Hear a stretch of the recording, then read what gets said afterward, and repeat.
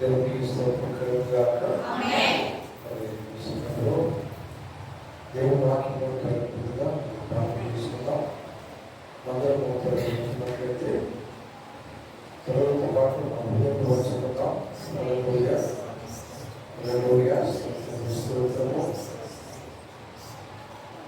అత్యంత గోప్యం మాత్రమే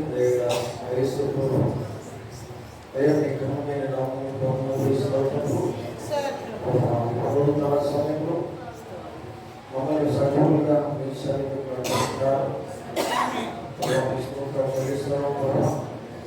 ఆయన రైతులకు మీరు తన మాటల ద్వారా మహిమ పొందినారనుకుంటున్నాం.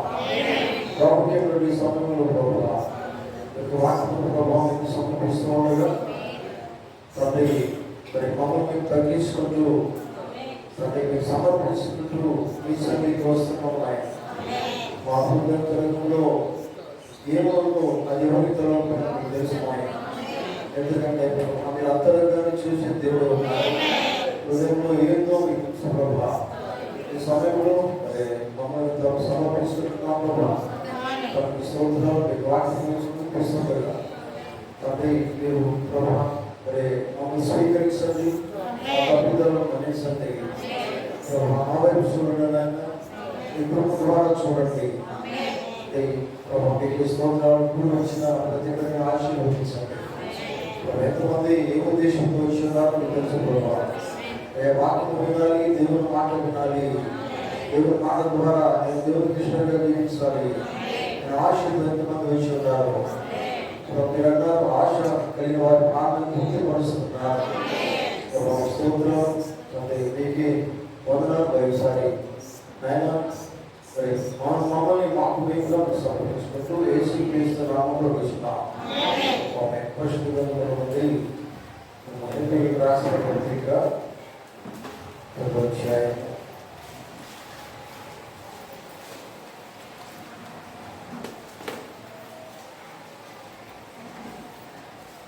9 చదువుకుంటా. సహోదరులారా, యేసు మన కొరకు ప్రతిష్ఠించిన మార్గంగా అనగా నూతనమైనది జీవము గలది ఆయన శరీరమును తెర ద్వారా ఏర్పరచబడిన మార్గమున రక్తం ఉన్న పరిశుద్ధ స్థలమందు ప్రవేశించినకు మనకు ధైర్యము కలిగి ఉన్నది.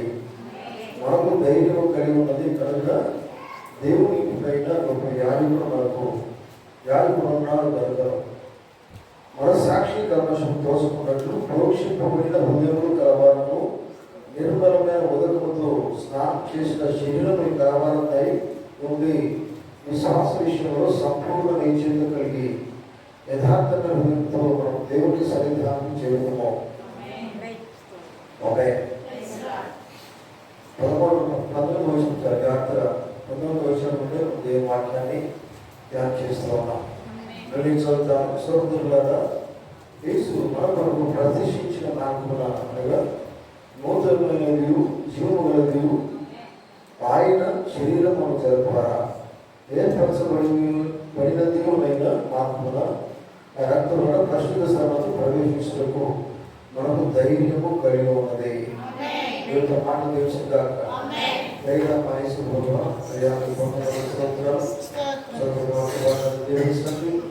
ఈ సమయంలో మీరు మాత్రం మాట్లాడిన ప్రార్థన చేస్తున్నాం.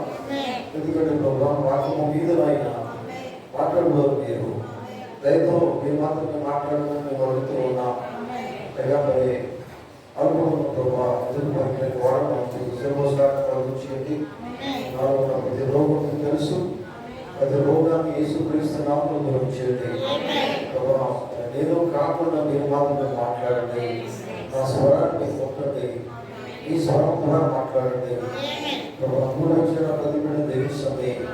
వారికి వాక్యంలో చూడడం దయచేయండి. ప్రభావ మీరు వాక్యం ద్వారా మాట్లాడి మా జీవితంలో బలపరచండి. మరి వాక్యం తగినట్టుగా మేము ఎక్కడ ప్రభావ ఇటువంటి స్థితిలో మేము ఉండాలో ఆ స్థితిలోకి మనం తీసుకురాగలండి. వేరే వాక్యం ద్వారా మాట్లాడి నిమ్మగంత ప్రభావాలు పొందవలసిందిగా మా ప్రార్థన. మా ప్రభువును రక్షకుడైన ప్రభుడైన వచ్చి ఉన్నాం. కూర్చుందా.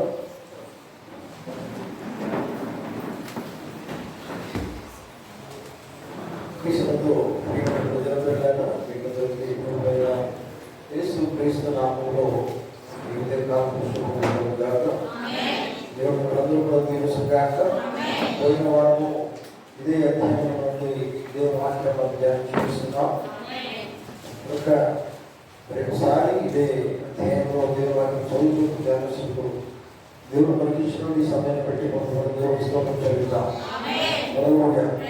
దేవుని స్తోత్రం. ఇదే అధ్యాయంలో నుంచి వచనంలో నుంచి మనం ధ్యానించాంశం అంటే అదే గుర్తుందో నేను అనుకుంటున్నా.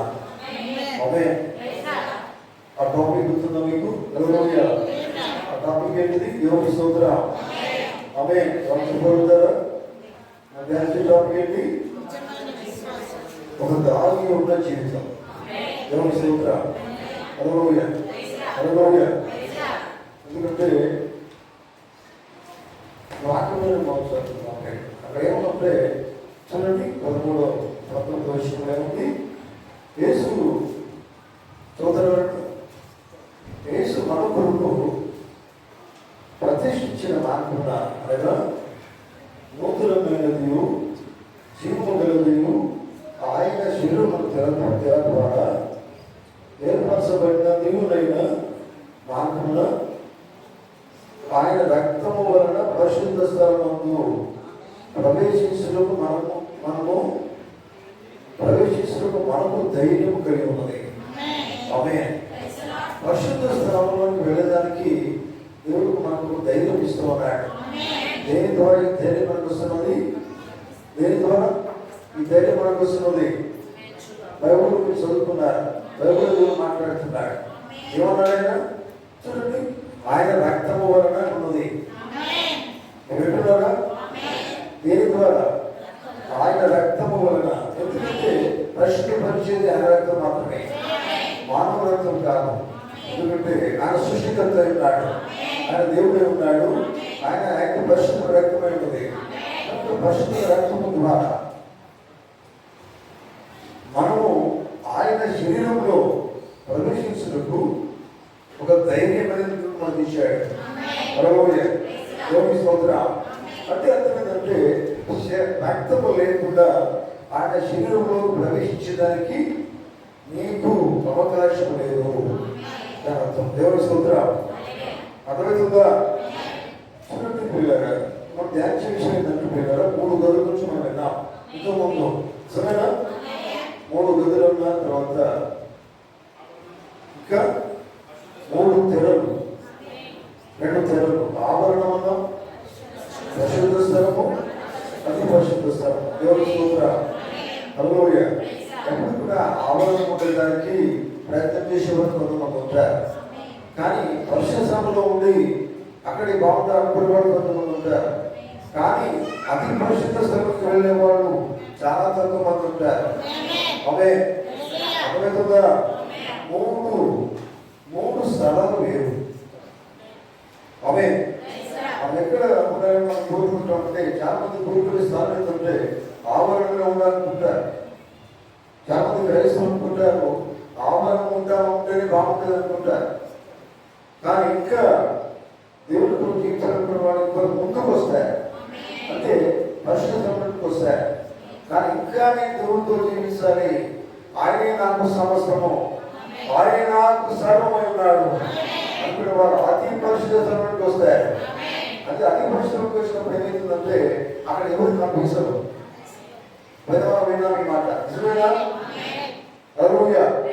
ఒక తెర దగ్గరికి వచ్చిన తర్వాత ఆవరణం నుంచి పరిశుద్ధ స్థలం నుంచి అతి పరిశుద్ధంలోకి వెళ్ళినప్పుడు ఆ తెర క్లోజ్ చేయబడుతుంది.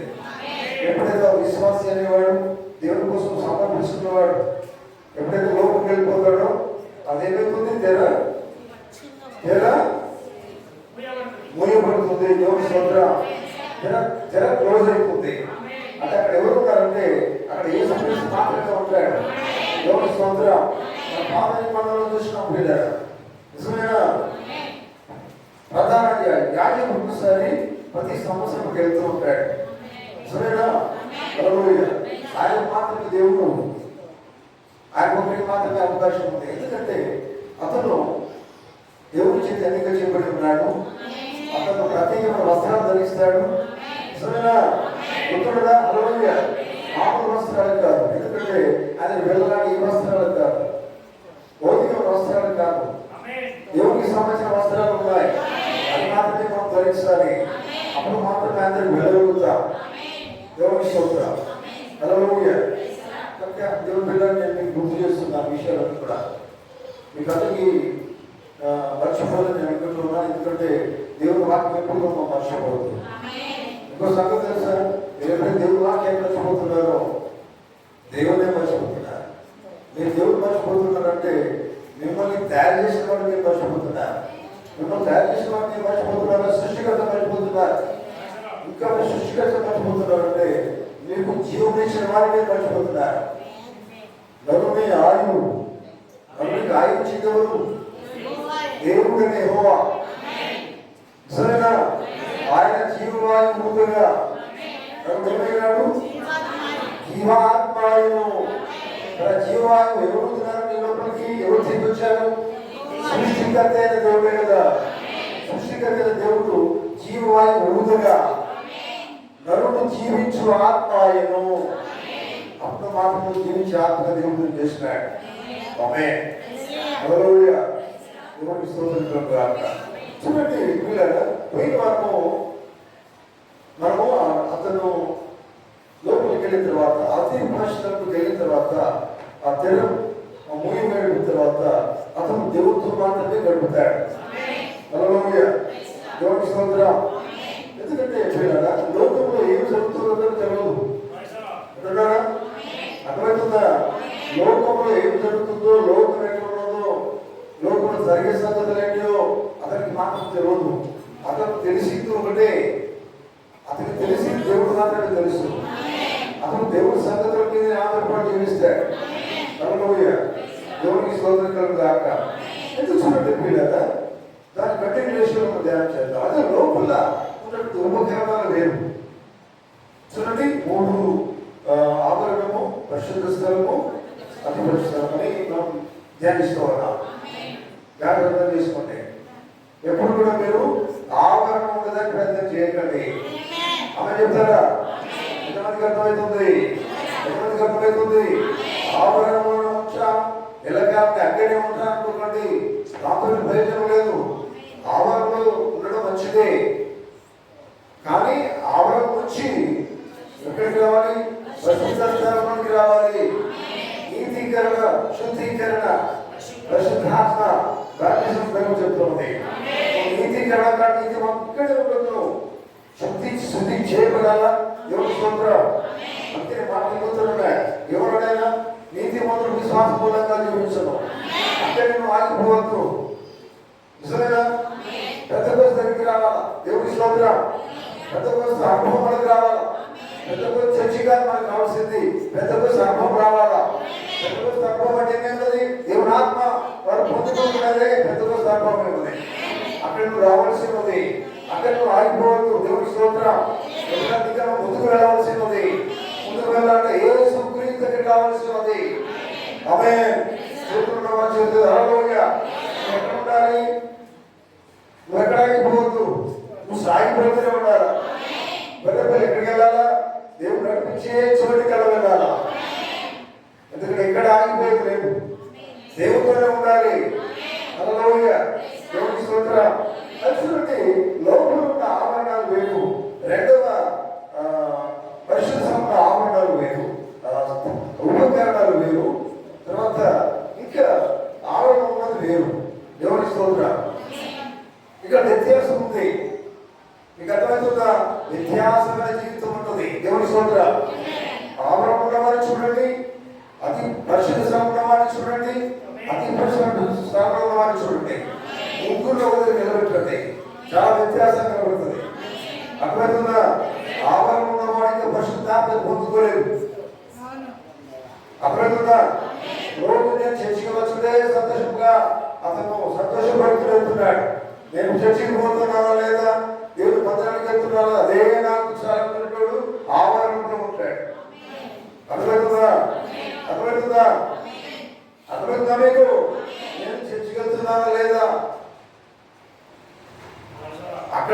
ఉండదు. చర్చికి వచ్చేది, మందిరానికి వచ్చేది దీనికోసం, దేవుని ఆత్మను పొందుకునేదానికి. చూడండి, దేవుని ఆత్మను పొందుకున్న తర్వాత ఇలాగే ఉంటాను కాదు. ఆత్మ ఎప్పుడు పొందుకుంటున్నాము, ఆత్మ ఎక్కడ నడిపిస్తుంది? దేవుని యొక్కకు నడిపిస్తుంది. అందుకని బైబిల్ చెప్తుంది, సత్య స్వరూపమైన ఆత్మ ఎప్పుడైతే నువ్వు కలిగి ఉంటావో సమస్త సంగతులు దేవుడు నీకు బయలుపరుస్తాడు. నువ్వు ఎక్కడ నడవాలో బయలుపరుస్తాడు, నువ్వు ఎక్కడ ఉండాలో బయలుపరుస్తాడు. ఇదంతా దేవుడు నీకు ఒక ఉపదేశిస్తాడు. ఆమేన్, హల్లెలూయా, దేవుని స్తోత్రం. చూడండి ప్రియులారా, గమనించండి, బయట ఆవరణలో ఏముంటుందంటే ప్రియులారా, ఒక తొట్టి ఉంటుంది, గడగబడిన తొట్టి ఉంటుందట. తర్వాత ఆవరణలో, తర్వాత తెరలో, రెండవ తెరలో అంటే పరిశుద్ధ స్థానంలో జంతువుల యొక్క శరీరాలు కాచబడుట, మరియు అక్కడ దీపములకు ప్రాతినిధ్యంగా ఉన్నటువంటి 7 బంగారు దీపస్తంభములు అక్కడ వెలుగుతూ ఉంటాయి. దేవుని స్తోత్రం. రెండవ స్థలంలో అంటే పరిశుద్ధ స్థలం. దేవుని స్తోత్రం. వెలుగంటే గుర్తుకొస్తున్న దేవుని స్తోత్రం. 7 దీపస్తంభాలు. హల్లెలూయా. దీపస్తంభం ఇప్పుడు కూడా వెలుగుతూనే ఉంటుంది. దీపము అంటే వెలుగే కదా. హల్లెలూయా. అయితే చూడండి, ఇక్కడ నుంచి ఆ ఇక్కడ నుంచి వాళ్ళు ఏం చేస్తారంటే, ఈ రెండవ స్థానంలో నుంచి దీపము అంటే వెలుతురు, ఇదే వెలుతురుతో నడుస్తాయి. ఆమేన్. ఈ రెండవ పరిశుద్ధ స్థలంలో నుండి వారు వెలుగు ధరించుకుంటారు, వెలుగు పొందుకుంటారు, వెలుగుతో నడుస్తారు. ఆమేన్. వెలుగుతో నడుస్తూ నడుస్తూ నడుస్తూ వాళ్ళు వెలుగు దగ్గరికే వెళ్తారు. ఆమేన్, హల్లెలూయా, దేవుని స్తోత్రం. చూడండి, వారు ఆ దీపములో ఉండి ఆ దీపము కలిగి ఇక్కడి నుంచి నడుస్తారట. దేవుని స్తోత్రం. వింటున్నారా? పరిశుద్ధ స్థలంలో ఉన్నవారు ఏమి కలిగి ఉంటారంటే పరిశుద్ధాత్మ కలిగి ఉంటారు. పరిశుద్ధాత్మ మాత్రమే కాదు, దీపం కలిగి ఉంటారు, అంటే వెలుగు కలిగి ఉంటారు. వెలుగుతో వారు ప్రయాణం చేస్తారు. ఆమేన్. ఆ చీకటితో ప్రయాణం చేస్తూ కాదు, లోకంతో ప్రయాణం చేస్తూ కాదు, వారు దేనితో ప్రయాణం చేస్తారు? వారు వెలుగుతో ప్రయాణం చేస్తారు. వారు మాటలో వాక్యంతో ప్రయాణం చేస్తారు. వారు మాటలో వర్తమానంతో ప్రయాణం చేస్తారు. వారు ఏ కాలంలో ఉన్నారో గుర్తిస్తారు. ఆ కాల సమస్య వాక్యం కలిగి ఉంటారు. అదే వాక్యంతో వారు ప్రయాణం చేస్తారు. హల్లెలూయా, దేవుని స్తోత్రం. చూడండి, వారు ఆ రీతి ప్రయాణం చేస్తూ చేస్తూ చేస్తూ చేస్తూ అతి పరిశుద్ధ స్థలంలోకి వెళ్తారు. అర్థం చెప్తారా? వారు వెలుగు పొందుకుంటారు, వెలుగుతోనే జీవిస్తారు. హల్లెలూయా, వెలుగుతోనే జీవిస్తూ జీవిస్తూ జీవిస్తూ ఎక్కడికి వెలుగు దగ్గరికే వెళ్తారు. అతి పరిశ్రమలోకి వెళ్తారు. అతి పరిశ్రమలోకి వెళ్ళిన తర్వాత అక్కడ అతి పరిశుద్ధ స్థలం ఉన్నవాడు దేవుడు, ఆయన వెళ్ళిన వాడు ఇద్దరు ఒకడైపోతారు. ఆమేన్, హల్లెలూయా. ఎందుకంటే దేవుడు బిడ్డలను గమనించండి, వారు తర్వాత మరుసటి గదిలోకి వెళ్తారంటే అతి పరిశుద్ధ స్థానంలో గదిలోకి వెళ్తారు. దేవుని స్తోత్రం. ఆమేన్. వాడు ఎందుకంటే వాడు నడుస్తూ నడుస్తూ వాడు అభిషేకించబడిన వారు ఉన్నారు. మీకు తెలుసా, యాజకుడు దేవుడు ఉన్నాడు, యాజకుడు అభిషేకించబడిన వాడు ఉన్నాడు. అభిషేకం లేకపోతే దేవుడు రాలేదు. ఏ అభిషేకం ఉండాలి? లోకం అభిషేకం కాదు, దేవుడి చేత అభిషేకించబడాలి. ఆమేన్. అందుకే చూడండి, దేవుడు పని చేయాలంటే దేవుడి అభిషేకం కావాలా? మనుషుల అభిషేకం కాదు, దేవుడిని అభిషేకించిన వాడై ఉండాలి. దేవుడి చేత అభిషేకం పొందిన వాడై ఉండాలి. ఆమేన్, హల్లెలూయా. అందుకే చూడండి, వాడు అయితే దేవుడి అభిషేకం పొంది వెలుగు దీపము కలిగి ఉంది, వెలుగుతో నడుస్తూ నడుస్తూ నడుస్తూ అతి పరిశుద్ధ స్థానానికి వెళ్తారు. ఆమేన్. ఇది దేవుని యొక్క నిత్యమైన ప్రణాళిక ఉన్నది. ఆమేన్. ఇది మానవుల ప్రణాళిక కాదు. పాత నిబంధనలో ఏ రీతిగా నీడగా పెట్టాడో ఛాయ, అదే కొత్త నిబంధనలో అదే జరుగుతుంది. ఆమేన్. దాని గురించి మనం ధ్యానిస్తున్నాం. అర్థమవుతుందా? దేవుని బిడ్డలారా, మీరు అర్థం చేసుకోండి. మేము చర్చికి వస్తున్నామా, సంతోషపడకండి, దాంతో ప్రయోజనం లేదు. మీకు కావాల్సింది ఏంటి? దేవుని ఆత్మ కావాలి. దేవుని ఆత్మ ఏం చేస్తుంది? జీవితాన్ని మార్చేస్తుంది. అవునండి, మార్చేది నువ్వు వచ్చిపోతే మార్చబడు. దేవుడు వాక్యం వినాలా? వినడానికి వస్తున్నావు దేవుని సన్నిధికి. ఆమేన్. వినడానికి వస్తున్నావు కానీ ఇది విడిచిపెట్టడానికి రావట్లేదు. అర్థమవుతుందా? ఏ వాక్యం వింటున్నావో అది నీ లోపల పనిచేయాలి.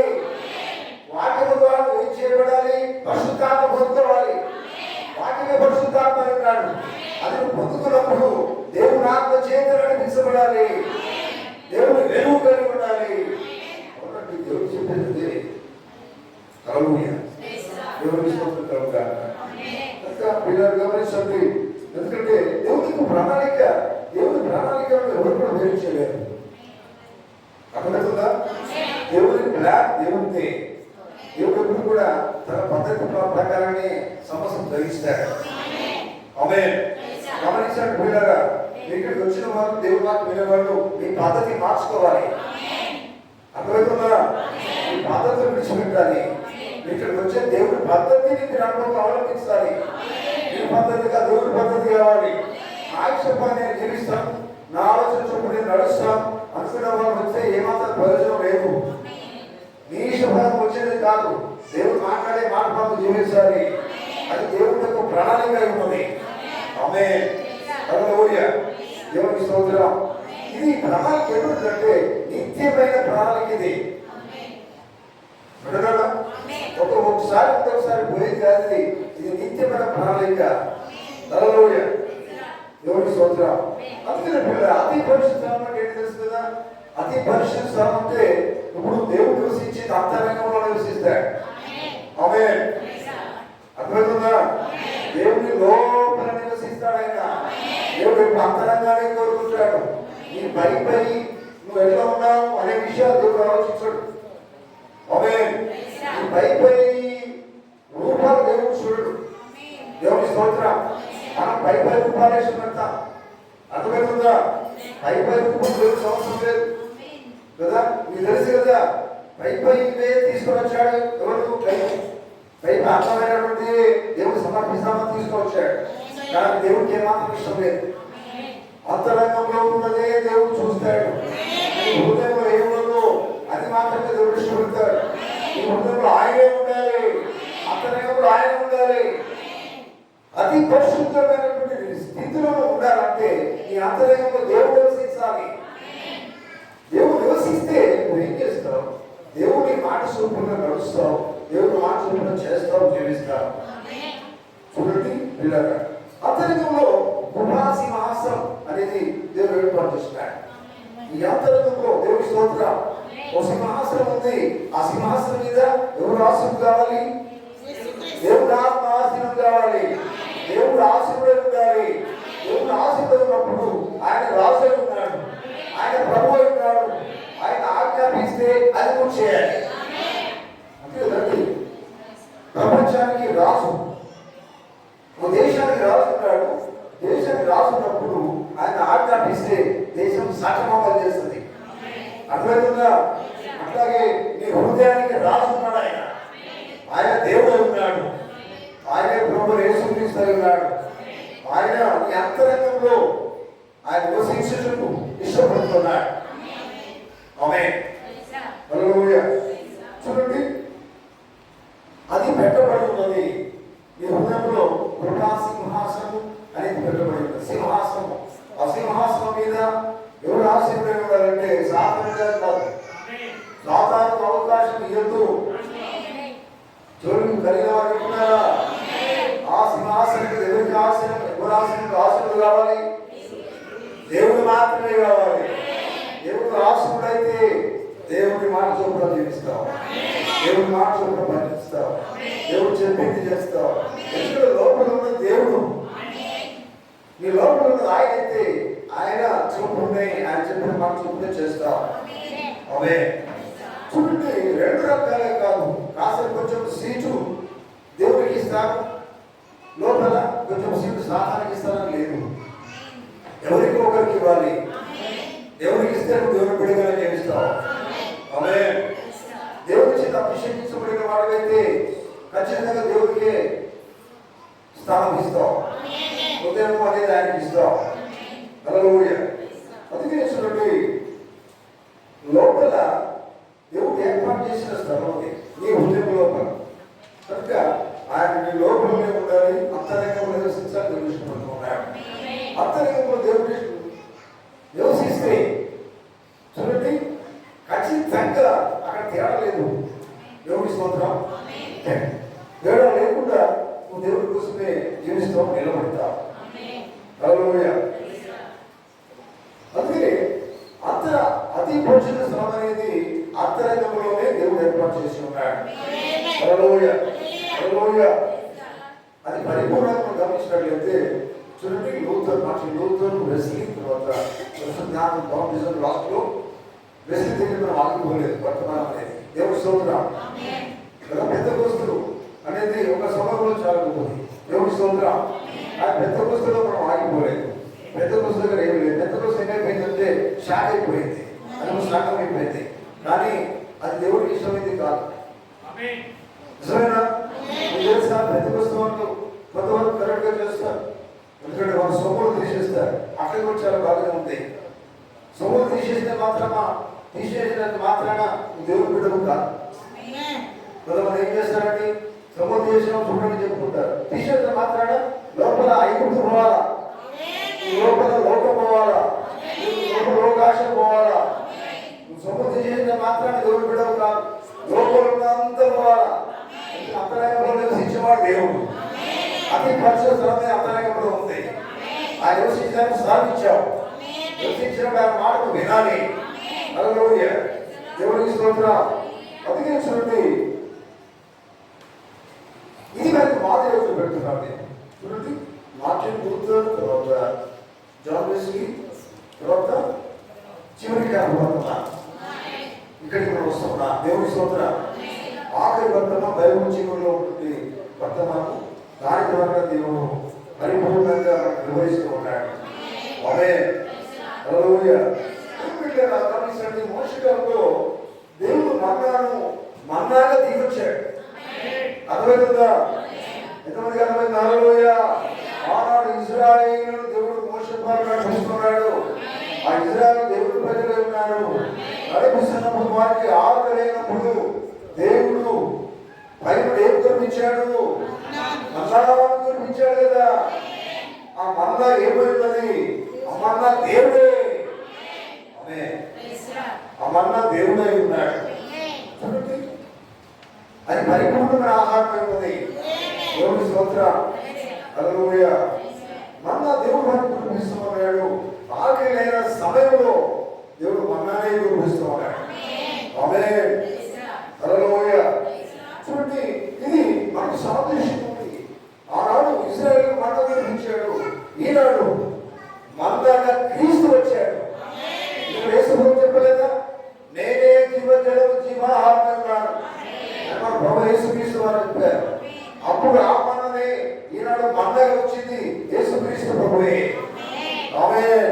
హల్లెలూయా. అప్పుడు భూమి పైన కురిపించాడు దేవుడు. ఎవరికి? ఇశ్రాయేలు తన ప్రజలకు. భూమి పైన ఏం కురిపించాడు? అప్పుడు మన్నా కురిపించాడు. హల్లెలూయా. అది పవిత్రమైన మన్నాది. దేవుడి స్తోత్రం. ఆమేన్. చూడండి, ఆ మన్నా తినడం వల్ల ప్రజలు తమ ప్రాణాన్ని కాపాడుతున్నారు. ఆమేన్. ఎక్కడ? పాప నిబంధనలో. అట్లాగే ఈ కాలం మన్నాన్ని ఎవరైతే తింటారో వారు తమ ప్రాణాన్ని కాపాడుకుంటారు. ఆమేన్. ఎందుకంటే వారు మన్నా తిన్నారు, బలం పొందుతున్నారు, దేవుడి కోసం నిలబడ్డారు. హల్లెలూయా. ఈనాడు ఈ కాలం మన్నా దేవుడు మనకి ఇస్తూ ఉన్నాడు. ఈ కాలం మన్నా ఎవరైతే తెచ్చారో వారు బలం పొందుకుంటారు, దేవుడి కోసం నిలబడతారు. మన్నా అంటే ఏదో కాదు. మన్నా అంటే యేసు ప్రభువే. మన్నా అంటే దేవుడి వాక్యమే. మన్నా అంటే మన మాటలు ఈ కాలం వర్తమానమే. ఈ కాలం వర్తమానమైన మన్నా ఎవరైతే తెచ్చారో వారు బలంగా ఉంటారు. వారు యెహోవా కోసం ఎదురు చూస్తారు. వారు నూతన బలం పొందుకుంటారు. పక్షిరాజులు పైకి ఎగిరిపోతారు.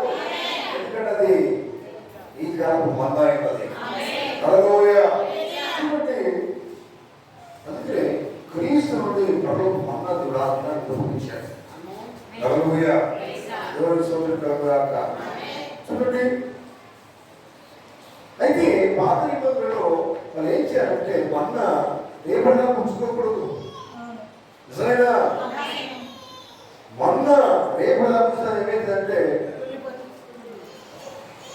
చెడిపోతుందండి. చెడిపోతుంది అంటే ఎప్పుడైతే పవిత్రమైన మన్న వారు తీసుకోవాలి. గర్భమవుతుందా? హల్లెలూయా. గమనించండి పిల్లగా.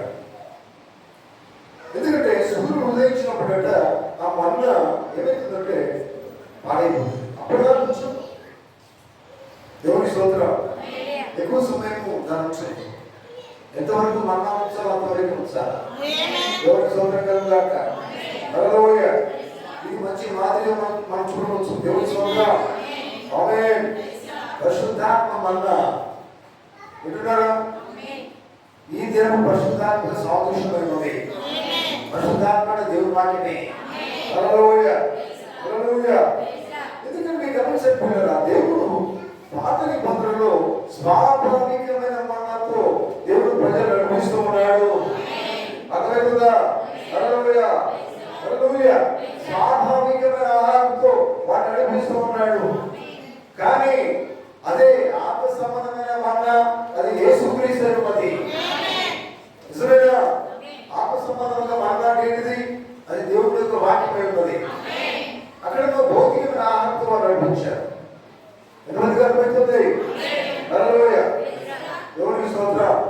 చూడండి, భౌతిక సంబంధమైనటువంటి ఆహారము అప్పుడు మన్నా అనే ఆహారాన్ని పై నుంచి దేవుడి ప్రజలకు యెహోవా కురిపించాడు. ఆమేన్. అందుకనే ఇక్కడ అన్నారు దేవుని స్వాభావికమైన సంఘములకు స్వాభావికమైన దానిలోకి తీసుకుని వాడిని దేవుడు నడిపించాడు. ఆమేన్. స్వాభావికమైన మనకు పంపించాడు. హల్లెలూయా. అందుకే ఒక నీడని పంపించుకున్నా వాతావరణ నీడగా దేవుని స్తోత్రం. హల్లెలూయా. చూడండి, అందుకనే ఇప్పుడైతే మనకు దేవుడు ఏం చేస్తున్నాడంటే స్వచ్ఛమైన పరలోకం మన్న దేవుడు వాక్యమనే మన్న కురిపిస్తూ ఉన్నాడు. ఆమేన్. సంఘములకు ఆత్మీయమైన దానిని దేవుడు నడిపిస్తూ ఉన్నాడు. సంఘమును ఈ కాలంలో ఆత్మీయ మన్నాతో దేవుడు పోషిస్తూ ఉన్నాడు. ఆమేన్. గమనించండి. హల్లెలూయా. సంఘము మొదటిగా ఎలా ఉండాలంటే జయించినప్పుడు మీకు తెలుసా, ఇశ్రాయేలీయులు వాళ్ళు నడుస్తున్నప్పుడు ప్రవక్తలు వారు నడుస్తున్నప్పుడు నడిపించినప్పుడు వారికి ఒక సముద్రం అడ్డుగా వచ్చింది. దేవుని స్తోత్రం. ఏ సముద్రం అడ్డుగా వచ్చింది? ఎర్ర సముద్రం అడ్డుగా వచ్చింది. హల్లెలూయా. దేవుని స్తోత్రం. చూడండి, ఎర్ర సముద్రం అడ్డుగా వచ్చినప్పుడు దాన్ని వారు ఏం చేసినారంటే దాన్ని జయించారు. దేవుని స్తోత్రం. హల్లెలూయా. చూడండి, ఎర్ర సముద్రం అనే దేనికి సూచన ఏముందంటే ఎర్ర అనేది అంటే ఏంటిది? బ్లడ్ అంటే రక్తాల సూచన ఉంది. ఆమేన్. ఎర్ర అనేది అంటే రక్తాల సూచన ఉంది. అందుకే మన చదువుతున్న వాక్యం ఏముంది? 11వ వచనంలో రక్తము ద్వారాని మనకు చూపెడుతున్నది.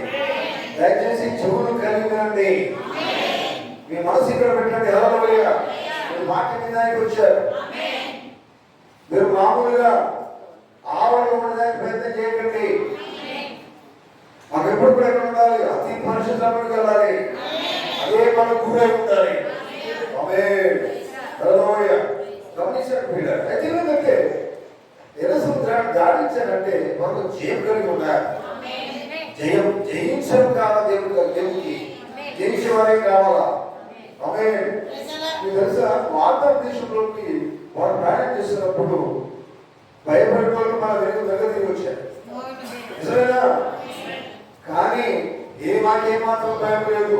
దేవుడు వాగ్దానం చేశాడు, దేవుడు చెప్పిన మాటే మాకు జయించేది అని నమ్మిన వాళ్ళు ఆ నమ్మకంలో ముందుకు సాగిపోయినారు. వారు ఏం చేశారంటే జయించారండి. జయిస్తూ ముందుకు సాగిపోయినారు. అర్థమవుతుందా? నువ్వు జయించాలంటే దేవుడు చెప్పిన మాట ప్రకారం నడవాలంటే నీ లోనికి ఎవరు రావాలా? దేవుడు వాక్యం రావాలా? ఆమేన్. హల్లెలూయా. దేవునికి స్తోత్రం కలుగుగాక. చూడండి పిల్లగా, వాగ్దానం. పెంతెకొస్తు దినాన దేవుడు వాగ్దానం చేశాడు. అందరూ ఇక్కడ ఉన్నారా? హల్లెలూయా. పెంతెకొస్తు దినాన దేవుడు ఒక వాగ్దానం చేశాడు. హల్లెలూయా. వాళ్ళు ఎదురు చూస్తున్నారు. దేవుడు బిడ్డలుగా ఏర్పాటు చేయబడిన వారు మేడగదిలో ఎదురు చూస్తూ ఉన్నారు. హల్లెలూయా. అప్పుడు ఏమైంది చూడండి, మరణంలోనికి వారు జీవంలోనికి దాటిన రీతిగానే దేవుడికి పరిశుద్ధాత్మ వారి మీద దిగి వచ్చింది. అప్పుడు దేవుడు ఆత్మీయమన్నప్పుడు అక్కడ కురిపించాడు. ఆత్మీయమన్న అంటే అది దేవుడు వాక్యమే, అదే పరిశుద్ధాత్మ ఉన్నది. హల్లెలూయా. యేసుక్రీస్తు తిరిగి వచ్చేంత వరకు వారు ఎదురు చూస్తూ ఉన్నారు. మీకు అర్థమవుతుందా? యేసుక్రీస్తు తిరిగి వచ్చేంత వరకు అంటే యేసుక్రీస్తే ఏ రీతిగా వాటిని దిగి వచ్చాడంటే అగ్ని నాలుకలాగా దిగి వచ్చాడు. ఆమేన్. హల్లెలూయా. చూడండి దేవుడి బిడ్డలారా గమనించండి.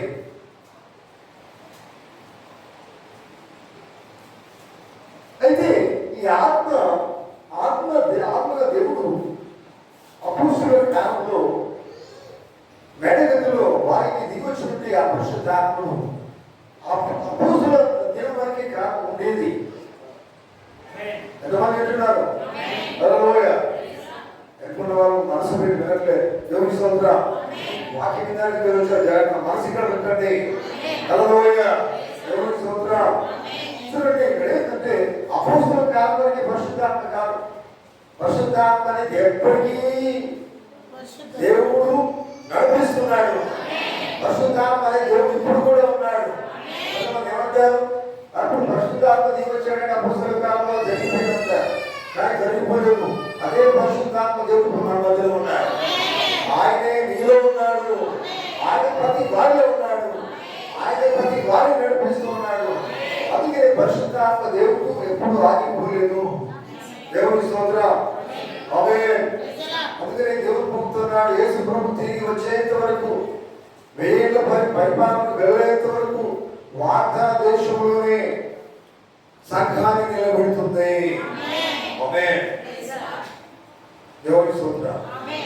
హల్లెలూయా. నిద్ర వచ్చే వాళ్ళు బయటకు వెళ్ళిపోవచ్చు. దయచేసి ఆవలితలు కొరకు తీసుకురాకండి. దేవుడు వాక్యం విధానం ఆవలితలు తీసినాక రాలేదు. ఇది దేవుడు ఉండే స్థలం ఇది. ఆమేన్. గమనించండి. అందుకనే వాగ్దాన దేశంలోకి వెళ్ళేంత వరకు కూడా పరిశుద్ధాత్మ నీతోనే ఉన్నాడు. ఆయన నిన్ను నడిపిస్తూనే ఉంటాడు. నిన్ను నిలబెట్టడానికి పరిశుద్ధాత్మ దేవుడు దిగి వచ్చాడు. నేను విడిచిపెట్టడానికి కాదు, నేను పట్టుకోవడానికి వచ్చాడు, నిలబెట్టడానికి వచ్చాడు, నా వారిని నిలబెట్టుకోవడానికి వచ్చాడు. ఆమేన్. హల్లెలూయా. అది దేవుడికి కావాలి. వింటున్నారా? పరిశుద్ధాత్మ ఒకసారి పొందుకొని పరిశుద్ధాత్మ విడిచిపెట్టడానికి కాదు. ఒకసారి పరిశుద్ధాత్మ పొందుకున్నామంటే దేవుడు జీవితాంతం నీతిలో ఉంటాడు. ఆమేన్. ఎందుకంటే పరిశుద్ధాత్మ పొందుకున్నవాడు ఎప్పుడు కూడా దేవుని ఆత్మను విడిచిపెట్టడానికి ఇష్టపడడు. ఎందుకంటే దేవుడి కోసం జీవించాలని ఇష్టపడతాడు. దేవుని స్తోత్రం. అర్థమవుతుందా? ఎంతమందికి అర్థమవుతుంది? హల్లెలూయా. హల్లెలూయా. చూడండి ప్రియులారా, గమనించండి. ఆనాడు పెంతెకొస్తు దినాన పరిశుద్ధులు ఇప్పుడు ఉన్నారు. గమనించండి. పెంతెకొస్తు దినాన పరిశుద్ధులు ఉన్నారంటే వారితో పరిశుద్ధాత్మ క్లోజ్ అయిపోయింది అని అనేక కొంతమంది వర్గం ఉన్నది. కానీ క్లోజ్ కాలేదండి. పెంతెకొస్తు దినాన పరిశుద్ధాత్ముడు ఇప్పుడు కూడా ఉన్నాడు. ఆమేన్. అందుకనే అలాగే గ్రంథం ఏం చెప్తుంది? తండ్రుల పిల్లలు తట్టుకోరు, పిల్లల హృదయాలు తరుల తట్టుకు తిప్పడానికి ఇంకా వర్తమానం. హల్లెలూయా. హల్లెలూయా. దేవునికి స్తోత్రం కలుగుతారు. అందుకనే పెంతెకొస్తు దినాన చూడండి, దేవుడు దిగొచ్చాడు. వచ్చిన తర్వాత మన్న పరలోకమును చేరితే పాత నిబంధనలు దేవుడు కురిపించాడు, పరలోక ఆహారం తీసుకుని వచ్చాడు. అదే రీతిగా పెంతెకొస్తు దినాన ఆయన పరలోకమును సుడిగాలిలోనే ఒక శబ్దం లాగా వచ్చేసి అందరి మీద ఆయన వాలిపోయాడు. ఆమేన్. అగ్ని నాలుకల వలె విభాగింపబడి ప్రతి వారి మీద కూర్చున్నాడు. అక్కడ ఎంతమంది ఉన్నారో వారి మీద ఆయన కూర్చున్నాడంటే వారి లోపల ఆయన వారి మీదకి ఆయన దిగి వచ్చాడు. ఆమేన్. వారందరూ పరిశుద్ధాత్మతో నింపబడి తర్వాత వారు ఏం చేస్తున్నారండి? జాగ్రత్త అర్థం వినండి. పరిశుద్ధాత్మ చేపట్టి నింపబడిన తర్వాత వారు ఏం చేశారు? వాళ్ళు దూరం పోసుకోలేదు. చూడు గారు నిజంగా కాక పరిశుద్ధాత్మ నింపబడి వాడు ఏం చేశాడంటే నార్మల్గా వచ్చిపోయినప్పుడు కాదండి, భాషలు మాట్లాడాడు. మీకు తెలుసా, పరిశుద్ధాత్మతో నింపబడిన వాడు నోరు మూసి ఇంట్లో కూర్చోడు, దేవుని మాట మాట్లాడతాడు, దేవుని కోసం నిలబడతాడు, ఇతరులకు చెప్తాడు దేవుని వాక్యాన్ని. పరిశుద్ధాత్మ ఇప్పుడు దాచబడదు, పరిశుద్ధాత్మ ఎగజల్లబడుతుంది. పరిశుద్ధాత్మ అంటే వెలుగే, పరిశుద్ధాత్మ వెలుగై ఉన్నది. ఆమేన్. హల్లెలూయా. కనుక చూడండి, క్లియర్గా గమనించండి. అయితే వాడు పరిశుద్ధాత్మ చేత నింపబడిన తర్వాత భాషతో మాట్లాడడం మొదలుపెట్టారు. భాషతో మాట్లాడడం మొదలుపెట్టిన తర్వాత అప్పుడున్న ప్రజలందరూ కూడా వాళ్ళు మీరు పిచ్చోళ్ళు అనుకున్నారు. అసలు నువ్వు వేరే మాట్లాడుతున్నారు అనుకున్నారు. దేవుని స్తోత్రం. హల్లెలూయా. అవును, అక్కడ చాలా వింతగా కనబడింది. మీకు తెలుసా, దేవుని ఆత్మ పొందుకున్న వాళ్ళు ఈ లోకానికి వింతగానే కనబడతారు. వారి జీవితం వింతగా కనబడుతుంది, వారి మాటలు వింతగా కనబడతాయి, వారి ప్రవర్తన వింతగా కనబడుతుంది, వారి నడక వింతగానే కనబడుతుంది, వారి అడుగులు వింతగానే వేస్తారు, వారి నడక వింతగానే ఉంటుంది, వారి మార్గం వింతగానే ఉంటుంది. హల్లెలూయా. హల్లెలూయా. చూడండి, ఎందుకంటే దేవుడు అందుకోసమే పరిశుద్ధాత్మ ఉపకరించాడు. ఆమేన్. హల్లెలూయా. ఇంకో మాట పిల్లరా, వారు పరిశుద్ధాత్మ ఎప్పుడైతే పొందుకున్నారో, పరిశుద్ధాత్మ పొందుకున్న తర్వాత వారు ఒక అనుభవంతో బయటకు వచ్చారు. ఆమేన్. హల్లెలూయా. హల్లెలూయా. పరిశుద్ధాత్మ కలిగిన వాడికి అనుభవం కలిగి ఉంటాడు. అనుభవం లేకపోతే పరిశుద్ధాత్మ లేదు. పరిశుద్ధాత్మ అనుభవాన్ని ఇస్తుంది. దేవునాత్మ పొందుకున్న వాడు అనుభవం కలిగి ఉంటాడు. ఏమనుభవం అది? దేవుడు నేను పొందుకున్నాడు, దేవుడు నా దగ్గర ఉన్నాడు, దేవుడిని నడిపిస్తున్నాడు అని అనుభవం కలిగి ఉంటాడు. తన జీవితం మార్చబడింది అని అనుభవం కలిగి ఉంటాడు. తనకు కొత్తగా వచ్చేసింది అని అనుభవం కలిగి ఉంటాడు. అర్థమవుతుందా? ఎంతమందికి అనుభవం ఉన్నదండి? దేవునాత్మ పొందుకున్నారు. దేవునాత్మ ఎంతమంది పొందుకున్నారు చేసి తెలుసారా? హల్లెలూయా. మీరు పొందుకుంటే మీ అనుభవం చూపెట్టాలా, మీ కొత్తదనం చూపెట్టాలా, మీ నడక చూపెట్టండి, జీవితాన్ని చూపెట్టండి. పరిశుద్ధాత్మ జీవితాన్ని మార్చుతాడు. నీ రంగులు మార్చాడు, ఆయన జీవితాన్ని మార్చుతాడు. ఆమేన్. అర్థమవుతుందా? ఏ రంగైనా పర్వాలేదు, ఏ కలర్ అయినా పర్వాలేదు, నువ్వు నల్లగా ఉన్నప్పుడు తెల్లగా ఉన్నప్పుడు దేవుడు రంగులు చూడాడు. నువ్వు అందరినీ దేవుడు చూడాడు. దేవుడి స్తోత్రం. నీ జీవితాన్ని చూస్తాడు ఆయన. నీ జీవితం దేవుడికి ఇష్టమైతే ఉండాలి. అందుకనే పరిశుద్ధాత్మ అనుభవం ఇస్తున్నాడు దేవుడు. ఆమేన్. వాళ్ళు అనుభవంతో బయటకు వచ్చారు. దేవుడి స్తోత్రం గాక. హల్లెలూయా. దేవుని బిడ్డలారా, దేవుని ఆత్మ పొందుకున్నవాడు, దేవుని వాక్యం పొందుకున్నవాడు ఒక అనుభవం కలిగి ఉండాలి. ఆ అనుభవమే సాక్ష్యం అవుతుంది. నువ్వు సాక్ష్యమైన జీవితం లేదంటే అనుభవం నీకు లేదు. అర్థమవుతుందా? సాక్ష్యం చెప్తున్నప్పుడు దానికి సంబంధించిన జీవితం కలిగి ఉండాలి. పరిశుద్ధాత్మ అనుభవం నీకు రావాలి. అర్థమవుతుందా? పరిశుద్ధాత్మ అనుభవం లేకపోతే సాక్ష్యం అనేది సరైనది కాదు. నువ్వు చెప్పాల్సిన అవసరం కూడా లేదు. ఈ సాక్ష్యమే అనుభవం అయిపోయింది. ఆమేన్. హల్లెలూయా. దేవునికి స్తోత్రం కలుగుగాక. అందుకనే చూడండి, ఈ వాగ్దానం పొందుకున్న వాళ్ళు ఎవరికి వాగ్దానం అనేది? అప్పుడు వాగ్దాన దేశం పాత నిబంధనలు ఎవరికి ఇచ్చాడు ఆయన? ఎవరు పొందుతున్నారు? ఏర్పరచబడిన వారు ఎవరైతే ఉన్నారో వారు మాత్రమే వాగ్దాన దేశానికి వెళ్ళారు. అట్లాగే ఈ వాగ్దానం ఎవరికి ఇచ్చాడు ఆయన? అపొస్తలుల కార్యక్రమంలో చూడండి, ఈ వాగ్దానం ఎవరికి? 2:38 చూడండి. ఒకసారి చదవండి, దయచేసి చదవండి, త్వరగా తీయాలి.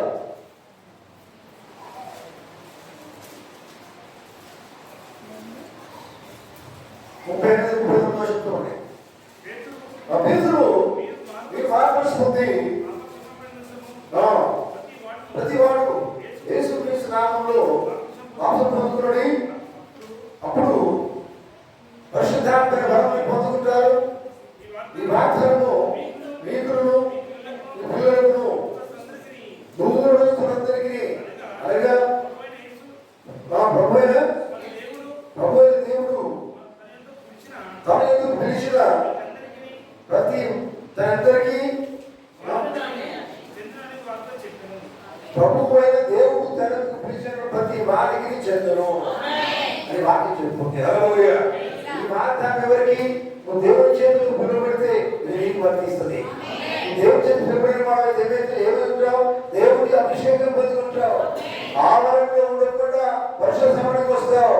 పరిశుద్ధ సమయానికి ఉండకుండా అతి పరిశుద్ధ సమయానికి వస్తావు. యేసుక్రీస్తుతో జీవిస్తావు, వాక్యంతో జీవిస్తావు, దేవునికి ఇష్టమైన రీతిగా నడుస్తావు, జీవిస్తావు. ఈ వాగ్దానం మీకును అందరికీ అనగా దేవుడు తనకు పిలిచిన ప్రతి వాడికి ఈ వాగ్దానం చెందును. దేవునికి స్తోత్రం కలుగుగాక. పిల్లలు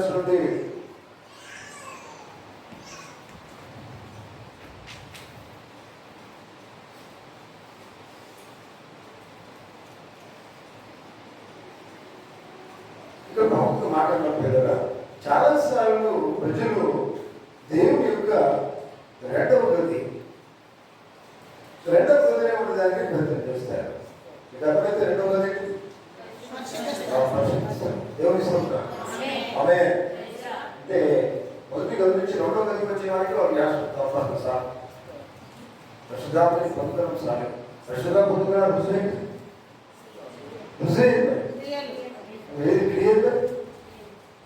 క్రియ కనబడితేనే ఉంటుంది. నువ్వేమో నువ్వేమో క్రియ చెప్తే బైబిల్ చెప్తుంది కదా. బైబిల్ చెప్తే మత్తయి వార్తలు వారి బలములను వచ్చి వారు తెలియజేయబడతారు. అలాను క్రియలు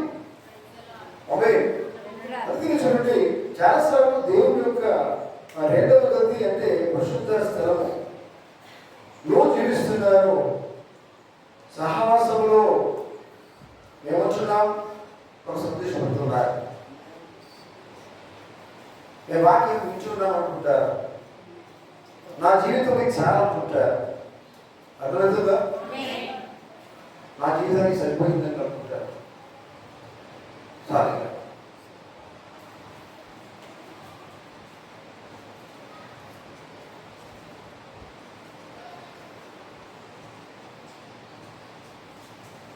అయితే వారు ఆ రహస్యమైన గది వారు ఎదురు దేవుని స్తోత్రం.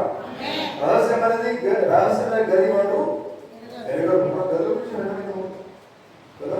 ఒక గది ఎక్కడ కిచెన్ ఉంటుంది సార్. కిచెన్ కూడా వంట గది.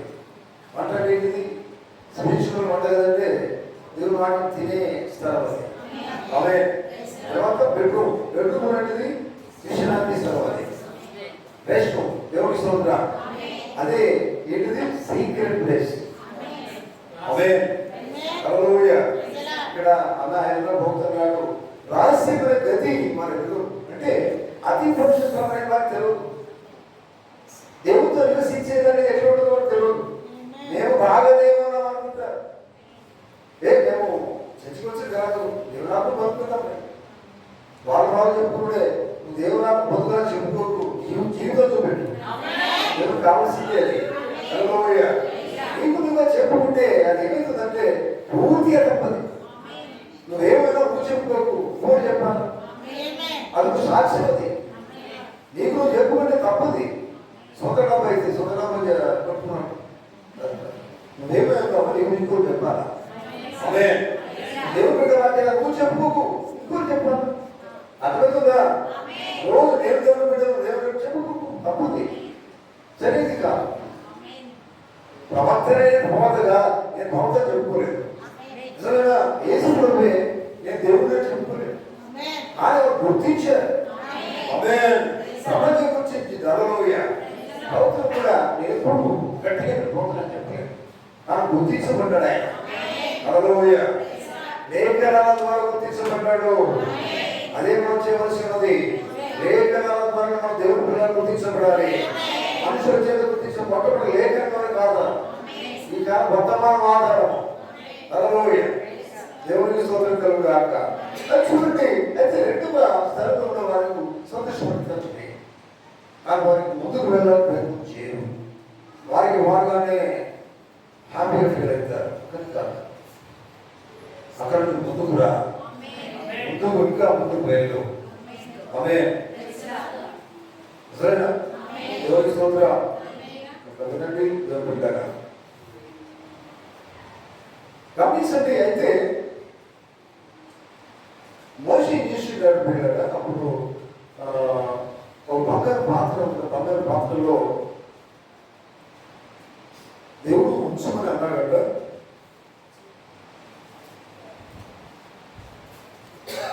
బంగారు పాత్ర అంటే, బంగారం అంటే చాలా లోతుగా ఉన్నది. నిజమేనా? నిజంలో సరే, ఏమంటే గుర్తించబడి ఒక విశ్వాసి అక్కడికి నడిచినప్పుడు ఆ మన్న ఎన్నడూ పాడైపోలేదు. బంగారు పాత్రలో మన్న, దేవుని స్తోత్రం, అది ఎప్పుడు కూడా పాడైపోదు. దేవుని స్తోత్రం. ఆమేన్. దినములు గడిచిన కొలది, సంవత్సరాలు గడిచిన కొలది అది ఎల్లప్పుడూ తాజాగా, అది కొత్తగానే మధురంగా ఉంటుంది. దేవుని స్తోత్రం. బంగారం అనేది దైవత్వానికి సందేశమైంది. దేవుని స్తోత్రం. నిజమేనా? ఇలాంటి అందరూ బంగారం పెట్టుకోలేరు. దేవుని స్తోత్రం. లోకంలో విలువ కలిగింది బంగారం అనుకుంటారు. కానీ ఇది అర్థం చేసుకోవాల్సింది, ఈ విలువైన పిల్లలను జీవించాలని ఈ విలువ కాదు, వాక్యానిదే అసలైన బంగారం వాక్యం. ఆమేన్. అది మనం ధరించుకోవాలి. హల్లెలూయా. అయితే చూడండి, విశ్వాసి అక్కడ నడిచినప్పుడు ఆ మన్న ఎటువంటిదంటే ఎప్పటికీ తాజాగానే ఉంటుంది. దేవుని స్తోత్రం. హల్లెలూయా. హల్లెలూయా. చూడండి, అయితే ఏమవుతుందంటే ఈ మన్న అతను ఏం చేస్తుందంటే ఎల్లప్పుడూ తాజాగా వస్తుంది. ఎవరు వాక్యం ఎప్పుడు కూడా మనం ఎలా ఉండాలని కోరుతాడైనా తాజాగానే, ఎప్పుడు నూతనంగానే ఉండు, ఎప్పుడు కొత్తగానే ఉండు, నిన్నటిగా ఉండకు. నిన్న గతించిపోయింది, ఇప్పటి నూతనంగా ఉండు. హల్లెలూయా. ఈ రోజు మనకు అదే అవసరమైనది. దేవుని స్తోత్రం. ఈ రోజు మనకి ఏది అవసరమైనది? తాజా ఆహారం అవసరమైనది. ఆమేన్. నూతనమైనది అనేది మనకు అవసరమైనది. నూతనంగా జీవించడం అవసరమైనది. హల్లెలూయా. దేవుని స్తోత్రం కలుగు గాక. ఎవరు పిల్లరా? అర్థమవుతుందా? ఆమేన్. చూడండి,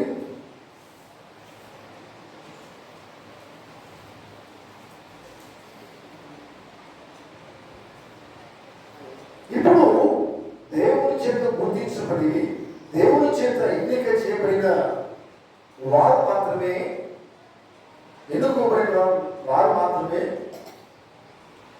ఈ తాజా ఆహారాన్ని భుజిస్తారు. ఆమేన్. హల్లెలూయా.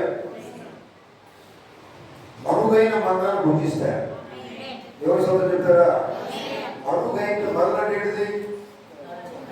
సీక్రెట్, దాసపడింది. దేవుని స్తోత్రం. అదే సబ్జెక్ట్. అదే దాసపడినటువంటి జీవితం. దేవుని స్తోత్రం. ఆమె చెప్తారు. హల్లెలూయా. మరుగైన మన్నా భుజించేవాడు దేవుని చేత ఎప్పుడు కూడా దాసపడిన జీవితం కలిగి ఉంటాడు. ఆమె ఒక మరుగైన స్థలంలో దేవుడు అతను దాచి పెట్టుకుంటాడు. హల్లెలూయా. హల్లెలూయా. అతను ఎట్లా ఉంటాడంటే దేవుని చేతనే నడిపించబడతాడు. దేవుని చేతనే ప్రతిదీ చేయగలుగుతాడు. ఆమేన్. హల్లెలూయా. చూడండి పిల్లలు, గమనించండి. అది మాత్రమే కాదు, దేవుని చేత మరుగైనటువంటి మన్నా భుజిస్తున్నవాడు, దేవుని చేత దాచబడిన జీవితం కలిగిన వాడు ఎట్లా ఉంటాడంటే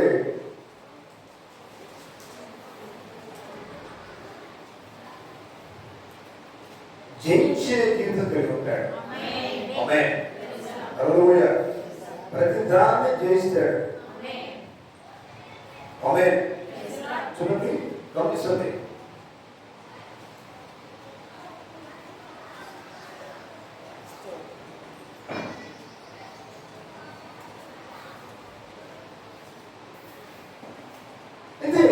జయించిన వాడిని ఇక్కడ చెప్తున్నాడు. జయించిన వాడు అన్నిటినీ స్వాధీనపరుచుకుంటాడు. దేవుని స్తోత్రం. అన్నిటిని చేస్తాడు కదా. మోసాన్ని చేస్తాడు, పాపాన్ని చేస్తాడు, అబద్ధాన్ని చేస్తాడు, సమస్తాన్ని చేస్తాడు, దేవునికి వ్యతిరేకమైన ప్రతి దాన్ని చేస్తాడు. ఆమేన్. ఎందుకంటే దేవుని చేత దాసపడి ఉన్నాడు, దేవుని చేత మరుగు చేయబడిన మన్నా భుజిస్తూ ఉన్నాడు. అతనికి బయలుపరచబడింది. హల్లెలూయా.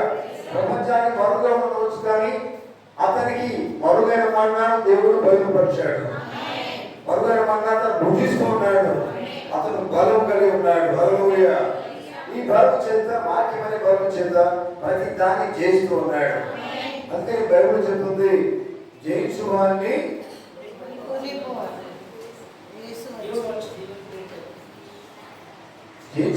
నేను స్థలంలో వాడు ముగ్గులాగా జయిస్తారు. నా పక్కన మన పురుషులు ఉంటున్నాడు. ఎవరిని? అందరినీ కాదు. జయించుకోండి. ఏది జయించా? చూడండి, ప్రతిదీ జయించమే. ఆమేన్. హల్లెలూయా. చూడండి, అతడు జయించిన వాడు అన్ని సంగతులను స్వాధీనపరుచుకుంటాడు. అన్ని సంగతులు, లోక సంగతులతో సమాధానం అడిగాడు కదా. ఆమేన్. ఈ జయించిన వాడే నా కుమారుడుగా గుర్తించబడతాడు. ఎవరైతే లోకాన్ని జయిస్తారో వారు మాత్రమే దేవుని కుమారుడు గుర్తించబడతాడు. నేను అతనికి దేవుడిగా ఉంటాను. ఆమేన్. ఎందుకంటే నేను అతనికి మరుగైన మన్నాను ఇస్తున్నాను. మరుగైన మన్నాను అతను భుజిస్తూ ఉన్నాడు. నేను అతన్ని లోకానికి దూరంగా ఉంచుతున్నాను. నేను అతని లోకానికి దూరంగా ఉంచాను. దేవుని స్తోత్రం. చూడండి, అంటే దూరం కంటే దూరంగా దాచి ఉంచుతాను. అదే దాచబడినటువంటి జీవితం. దేవుని స్తోత్రం. అతన్ని ఎక్కడ దాచి పెడతాను? లోకానికి దూరంగా పెడతాను. లోకానికి దూరంగా పెట్టినప్పుడు అతను ఎక్కడ దగ్గరగా ఉంటాడు? దేవుడి దగ్గరగా ఉంటాడు. ఎందుకంటే అతను మరుగైన మన్నా భుజిస్తూ ఉన్నాడు. మరుగైన మన్నా భుజిస్తున్న వాడు దేవుడిలో దాచబడి ఉన్నాడు. అదే దాచబడిన జీవితమైనది. హల్లెలూయా. దేవుని స్తోత్రం గాక. చూడండి, అతనికి ఆవరణలో ప్రపంచం ఏమాత్రం అతనికి తెలియదు. దాచబడింది క్రీస్తు. ఆమె చెప్తారా? ఆమె అతడు దాచబడి ఉన్నది క్రీస్తులో దాచబడి ఉన్నాడు. క్రీస్తులో దాచబడి వచ్చినప్పుడు అతనికి ఆవరణ ప్రపంచం ఏమాత్రం కనబడదు.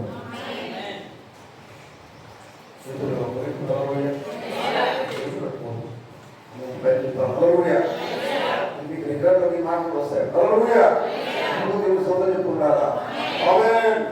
చూడండి, ఆవలి ప్రపంచం అతనికి తెలియదు. ఎందుకంటే అతను ఉన్నదే క్రీస్తులో ఉన్నాడు, క్రీస్తులో దాసపడి ఉన్నాడు. ఆమేన్. దేవుని స్తోత్రం.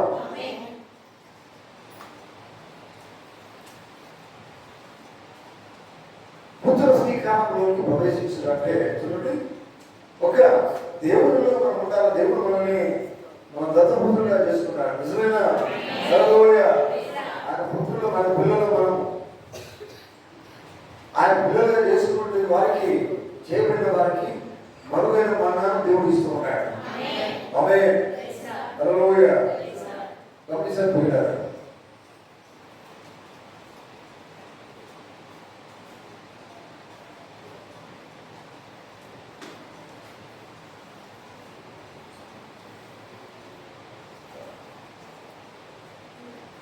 ఇక గమనించారు పిల్లల, మరుగైన మన్నా భుజించిన వాడు దేవుని చేత దాసుని జీవితం కలిగిన వాడు ఎవరేమన్నా పట్టించుకోకుండా జీవిస్తారు. ఎవరేమన్నా పట్టించుకోడు. దేవుని స్తోత్రం. ఇక్కడ పోతున్నాడు, ఎవరేమి అన్నా నీవు పట్టించుకోనని స్థానంలో వచ్చావు. ఆమేన్. అర్థమవుతుందా? లోకస్తులు ఎవరు ఏమన్నా అనవచ్చు, కానీ పట్టించుకోవు. దేవుని మాట మాత్రమే పట్టించుకుంటారు. అదే కావాలి నీకు, అదే సంఘానికి కావాలి. దేవుని మాటనే పట్టించుకునే వాళ్ళు కావాలి. కరువైపోతున్న దినాలు హల్లెలూయా. వినటోళ్ళు మాత్రం ఉన్నారు కానీ పట్టించుకునే వాళ్ళు కావాలా? అర్థమవుతుందా? వినడం గొప్ప కాదు, పట్టించుకోవాలా. పట్టించుకోవడం అంటే అర్థమైంది, ఆయన చెప్పింది చేయడం కావాలి. వారు ఏమి వింటున్నారో విన్న దాని ప్రకారం జీవించాలా, అదే పట్టించుకోవడం. దేవుని స్తోత్రం. చూడండి, అక్కడే నీవు బయటకు వెళ్ళి మరియు దేవుని చేత దాసమైన వాళ్ళు అంటే బయటకు వెళ్ళి తెలివిగా ప్రవర్తించరు, వారు తెలివిని ఉపయోగించారట. నీవు ప్రేమలో, దేవుని ప్రేమలో లంగరు వేయబడి ఉన్నావు. దేవుని స్తోత్రం. వాళ్ళు ఎప్పుడంటే దేవుని చేత లంగరు వేయబడి ఉన్నారు. ఆమె చెప్తారా? అర్థమవుతుందా? లంగరు వేయబడి ఉన్నారు. లంగరు వేయబడిన వాడు ఎట్టి పరిస్థితులు కూడా బయటికి రాడు. లంగరు వేయబడిన వాడు అంటే క్రీస్తుతో, అంటే వాక్యంతో. వాక్యంతో లంగరు వేయబడిన వాడు జీవితాంత వాక్యంతో జీవిస్తాడు. ఇది ఎక్కడితో తెలుసా? అతి పరిశుద్ధ స్థలంలో ఉన్నట్టుగానే ఉన్నది. ఒకటి అతి పరిశుద్ధ స్థలంలో ఉన్నది ఎవరు? దేవుడు ఉన్నాడు కదా. లంగరు వేయబడిన క్రీస్తు ఎక్కడ ఉంటాడు? అతి పరిశుద్ధ స్థలంలోనే ఉంటాడు. చూడండి, ఎవరెవరో పట్టించుకోడు. నీ భక్తులు నేను అవచ్చు, నీ భార్య అవచ్చు, భర్త నేను అవచ్చు, ఎవరైనా నువ్వు పట్టించుకోవు. నువ్వు పట్టించుకునే దేన్ని? దేవుని వాక్యాన్ని పట్టించుకుంటావు, దేవుడు చెప్పిందే పట్టించుకుంటావు. ఎందుకంటే నువ్వు దేవుని ప్రేమలో లాంగ్ వేయబడి ఉన్నావు. ఆమేన్. ఈ యొక్క పూర్తి ఉద్దేశం ఏంటంటే దేవుని చిత్తం నెరవేర్చడమే. ఆమేన్. అర్థమవుతుందా? ఈ క్రీస్తులు అందరూ వేయబడిన వాడు అతని ఉద్దేశం ఏంటంటే దేవుని చిత్తం నెరవేర్చడమే అతని ఉద్దేశమైనది. ఆమేన్. అర్థమైందా? ఆ ఉద్దేశం ఏంటిది పిల్లరా? నాకు జీతం అండి, నాకు ఎన్నో ఉన్నాయి, నేను ఎవరిని చేయాలి, నా ఇష్టం అనేవాడు కాదు. క్రీస్తులు అందరూ వేయబడేవాడు. దేవుడు చెప్పింది దేవుడి చిత్తం నెరవేర్చాలి. అతను క్రీస్తుతో లంగరు వేయబడిన వాడై ఉన్నాడు. అతనే అతి పరిశుద్ధులకు వెళ్తాడు. ఆమేన్. హల్లెలూయా. పిల్లలు గమనించండి.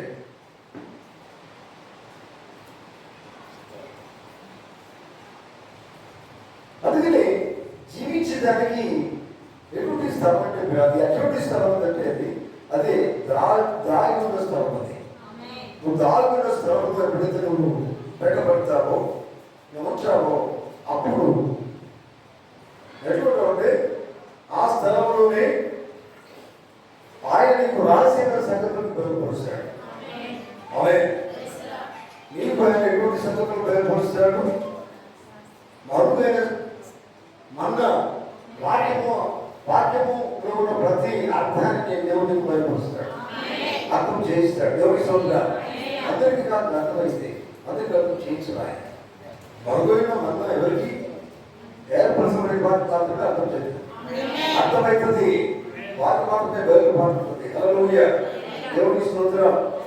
చూడండి, అది ఎటువంటి స్థలం అంటే అది ఎవరికి పునరుద్ధరిస్తాం, ఎవరికి అంతరిస్తాం. అది ఏ స్థలం? అది ఏ స్థలం? అది యేసుక్రీస్తులో దాచబడిన స్థలం. అది ఆమేన్. యేసుక్రీస్తులో దాచబడిన స్థలంలో నీవు ఉన్నావు. లోకంలో దాచబడి కాదు, వాక్యంలో దాచబడి ఉన్నావు. వాక్యంలో దాచబడి కనిపించేది ఏమైంటుంది? వాక్యమే కనబడుతుంది. నిజమేనా? హల్లెలూయా. దేవునికి స్తోత్రం. నువ్వు వాక్యం చేత కప్పబడ్డావు. కప్పబడితే నీకు ఎటు చూస్తే ఎవరు కనపడతారు? వాక్యమే కనపడుతుంది. దేవునికి స్తోత్రం. ఎటు చూసిన వాక్యమే కనపడుతుంది, ఎటువైపు తిరిగిన వాక్యమే కనపడుతుంది. అంటే దేవుడే కనపడతాడు. ఆమేన్. హల్లెలూయా. దేవునికి స్తోత్రం కలుగుగాక. చూడండి పిల్లగా, మీకు తెలుసు కదా పిల్లగా, కర్ర నుంచి ఇక్కడ బైబుల్ ఉన్న మాట. ఒక కర్ర అతి పరిశ్రమ కర్ర పెట్టి కర్ర ప్రోత్సహిస్తాడు. విషయాలు చెప్తారు. చూడండి, ఆ కర్ర ఎట్లున్నాడు పిల్లగా? ఆ కర్ర జీవంలోకి వచ్చింది. అంటే మరణంలో ఉన్న కర్రను తీసుకుపోయి అక్కడ పెట్టుబడినప్పుడు ఆ కర్ర ఏమైందట? జీవం కలిగిన కర్రగా మార్చబడింది. అంటే మొగ్గలు వచ్చినాయి, తర్వాత పువ్వులు వచ్చినాయి, తర్వాత బాదం కాయలు వచ్చినాయట, తర్వాత ఫలములు ఫలించింది. అది మొదలుపడాస్తా కరెక్ట్ ఉన్నది. ఆ కళ మొదలుపెట్టినది పిల్లరా ఎండిపోయిన కథ. ఆమె ఎండిపోయిన కథ ఏం చేయబడింది? జీవం గల కథగా చేయబడింది. ఆమె అందుకనే ఆ ఎండిపోయిన కర్ర తీసుకుని రాబడినప్పుడు స్వయంగా దేవుని యొక్క సన్నిధిలో ఆమె హల్లెలూయా స్వయంగా దేవుని యొక్క సన్నిధిలో ఉన్నప్పుడు అది చిగురించింది, ఆమె పుష్పించింది, ఫలములను భరించింది.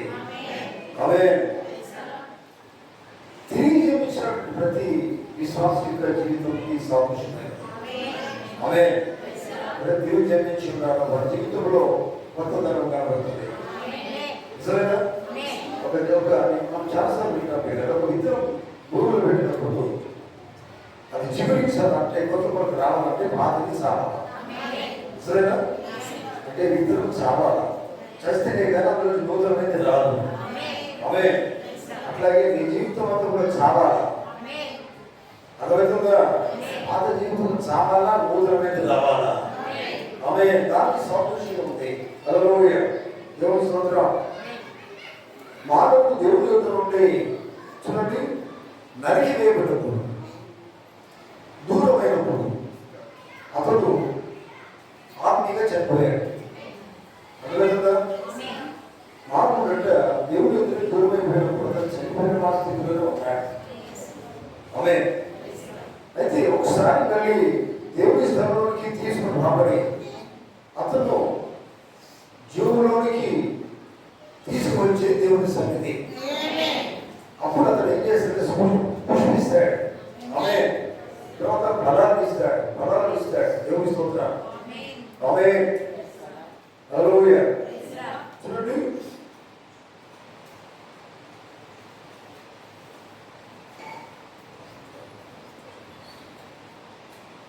యేసుప్రభువు చెట్టు దగ్గరికి వచ్చారు. పిల్లగా గమనించండి. యేసుప్రభువు చెట్టు దగ్గరికి వచ్చినప్పుడు అక్కడ ఫలాలు లేవు, చెట్టు దగ్గర ఫలాలు లేవు. సరేనా? యేసుప్రభువు చెట్టు తీసడానికి కాదు, ఫలాల కోసం వచ్చాడు. ఆమె ఫలాల కోసం వచ్చినప్పుడు చెట్టు దగ్గర ఫలాలు లేవు. అంటే చెట్టు మంచిగా కనబడుతుంది కానీ ఫలాలు మాత్రం లేవు. ఆమె గమనించండి. హల్లెలూయా. అది ఆ చెట్టు అంత పచ్చగానే ఉంటుంది, అంత మంచిగానే కనబడుతుంది కానీ ఫలము తప్ప అంత బాగానే ఉన్నది. అర్థంగా మీకు? ఆమె ఈరోజు అది ప్రతి విశ్వాసికి సాదృశ్యంగా ఉంది. ఆమె నువ్వు అంత బాగానే ఉంటావు. దేవుడి స్తోత్రం. నువ్వు రోజు బైబిల్ చదువుతానని చెప్తావు, లేవగానే బైబిల్ చదువుతానని చెప్పవచ్చు. నేను మనం ప్రార్థన చేస్తున్నాను చెప్పవచ్చు, పాట పాడుతాను, అన్ని బాగానే ఉన్నాయని చెప్పుకోవచ్చు. కానీ నువ్వు ఎన్ని చెప్పినా కానీ అంత బాగానే ఉండదు. కానీ ఎవరికి కావాల్సింది ఫలాలు కావాలి. ఆమేన్. ఇది సంఘానికి సాదృశ్యము, విశ్వాసకి సాదృశ్యము. విశ్వాసాల కలిగే సంఘమైనది. ఆమేన్. కనుక చూడండి, అందుకే మన జీవితంలో ఇది మనం అనుకుంటాం, ఏమి అందం చేనే ఉన్నాము, అంత బాగానే ఉన్నామని మనం అనుకుంటాం. కానీ తీరా చూస్తే దేవుడి దగ్గరికి చూస్తే దేవుడు దేన్ని చూస్తాడు? నీ చదువులు చూస్తాడా? నీకు సంపాదించే డబ్బులు చూస్తాడా? నువ్వు కడుపున ఇళ్ళను చూస్తాడా? దేవుడు ఏం చూస్తాడు? దేవుడు చూసేది ఫలాలను చూస్తాడు. నువ్వు సంపాదించే ధనాన్ని చూడడు, నీ దేవుడు ప్రఖ్యాతలు చూడడు. దేవుడు కావాల్సింది ఫలాలు కావాలా, ఎట్లా జీవిస్తారో జీవితం కావాలా, అదే దేవుడు చూస్తాడు. ఆమేన్. అందుకే చూడండి, ఆయన చూడాడు. నువ్వు అనవచ్చు, నేను ప్రార్థన చేస్తున్నాను, భాషలు మాట్లాడుతున్నాను, నువ్వు ప్రవచన వల్ల చెప్తాను నువ్వు అనుకోవచ్చు, లేకపోతే స్వస్థత వల్ల నాకు నువ్వు అనుకోవచ్చు. నువ్వు ఎన్ని చెప్పినా కానీ అసలు నీ జీవితం ఎక్కడో దేవుడు కావాలా. అందుకే దేవుడు చెప్తున్నది, ప్రభు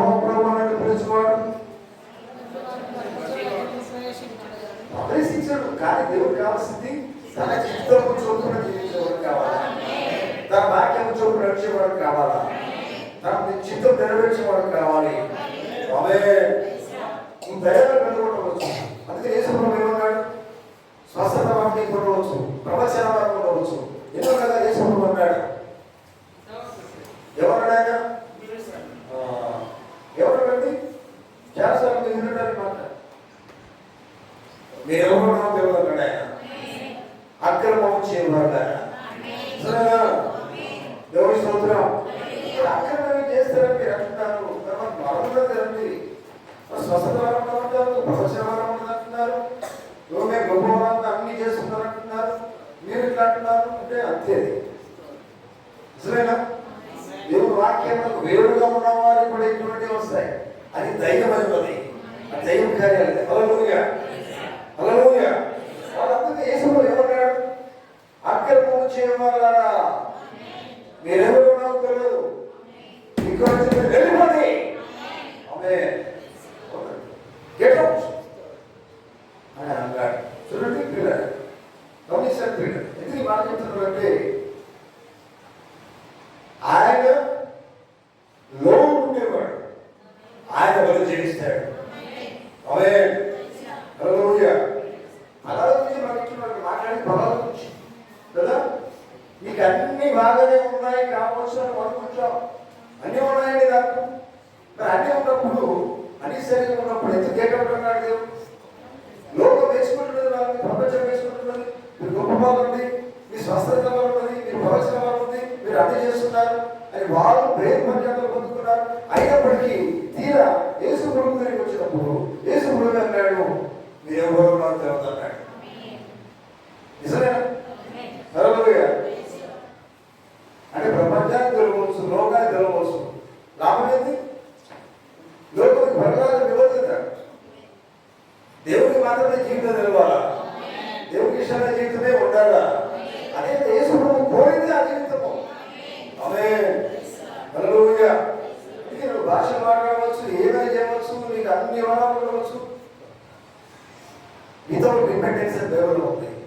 ఆనందం లేకుండా కూడా ఇవన్నీ దొరుకుతాయి. దేవుడి కార్యాలు కాదు. ఆమేన్. ఎందుకు ఎక్కడికి యేసు ప్రభు వచ్చినప్పుడు ఇవన్నీ చెప్పబడుతుందంటే ఆ చెడు దగ్గరికి వచ్చాడు. చెడు దగ్గరికి వస్తే ఆ చెట్టుకి మంచిగా చెట్టు కనబడుతుంది. చెట్టు దేనికి సాదృశ్యం ఉంది? చెట్టు నీకు ఒక్కొక్కటి సాదృశ్యం ఉంది, నీకు సాదృశ్యం ఉంది, ప్రతి ఒక్కరికి సాదృశ్యం ఉంది. కనుక యేసు ప్రభు దగ్గరికి వస్తే మన దగ్గర ఆయన ఏం చూస్తాడు? పొలాలు చూస్తాడు. పొలాలు కావాలా, జీవితం కావాలా, ఎట్లా జీవిస్తున్నావు కావాలా, ప్రతిదీ ఆయన చూస్తాడు. హల్లెలూయా. అది దేవుడు కోరుతున్నాడు. మీద గమనించండి.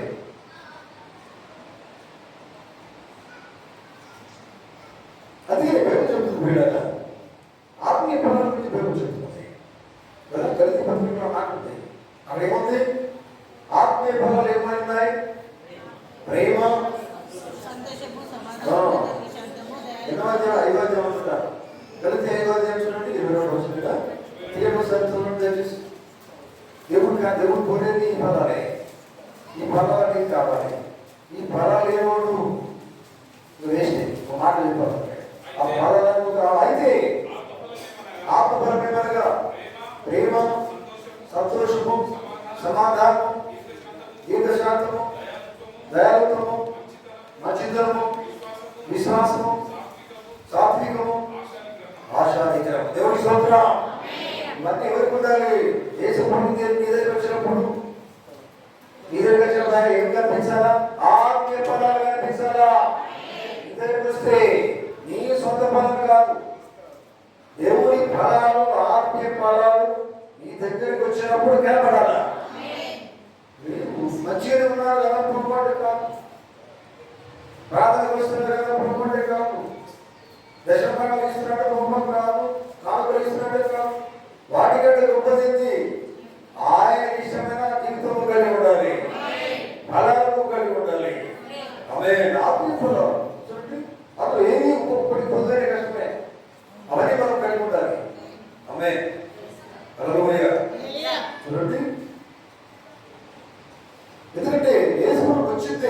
పనుల కోసం వచ్చాడే. ఆమేన్.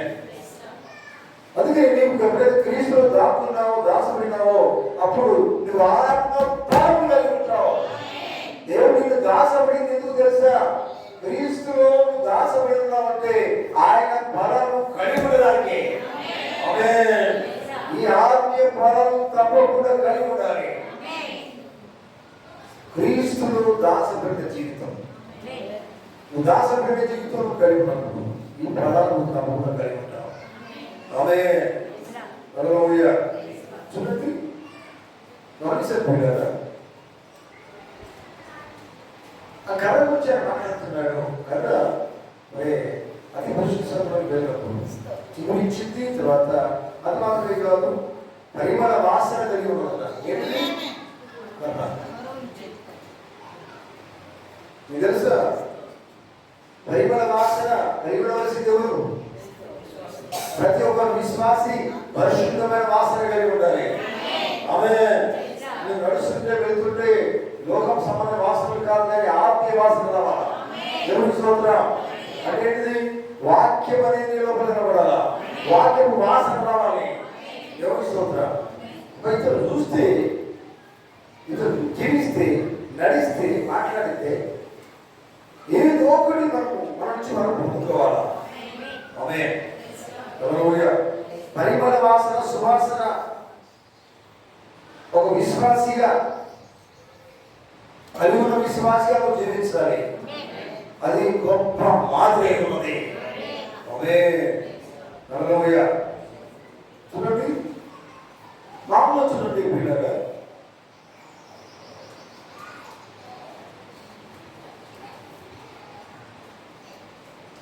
ఒక పంటను కలిగి ఉండాలంటే విషయం కలిగి ఉండాలి. నిజమేనా?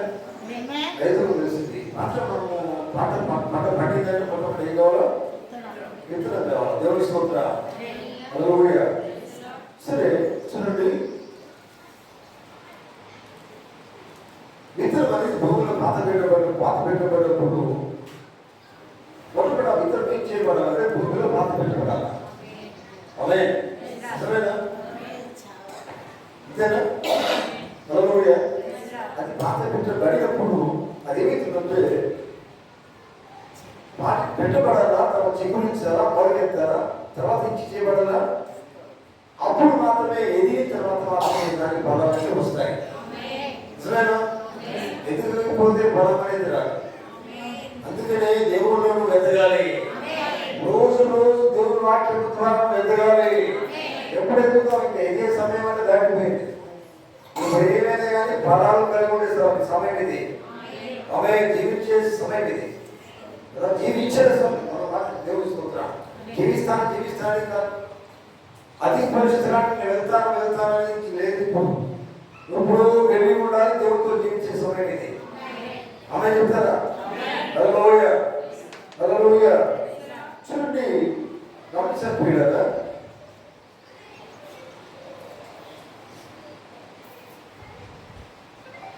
మనము ధ్యానించే విషయం మీకు తెలుసు కదా. పిల్లలు నేను దాన్ని డిమాండ్ చేస్తాను, గుర్తుపెట్టుకోండి. ఎందుకంటే ఆవరణము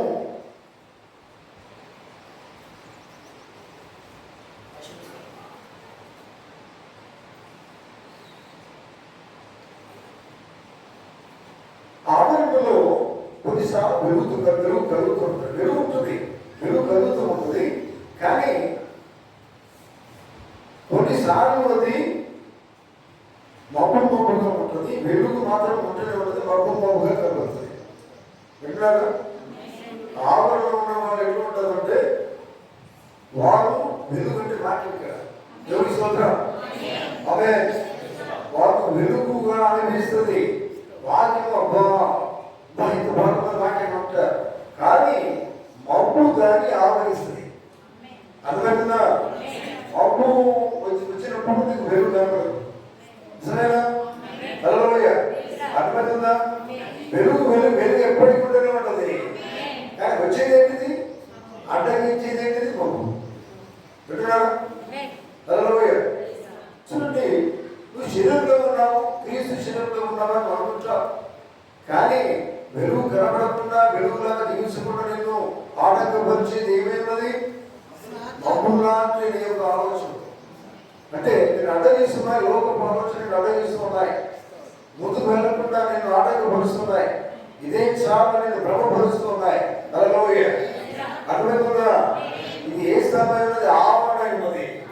హల్లెలూయా. రెండవది చూడండి, పరిశుద్ధ స్థలము, అది దేవుని యొక్క దీపమైనది. ఆమేన్. అప్పుడు ఏం చేస్తున్నామంటే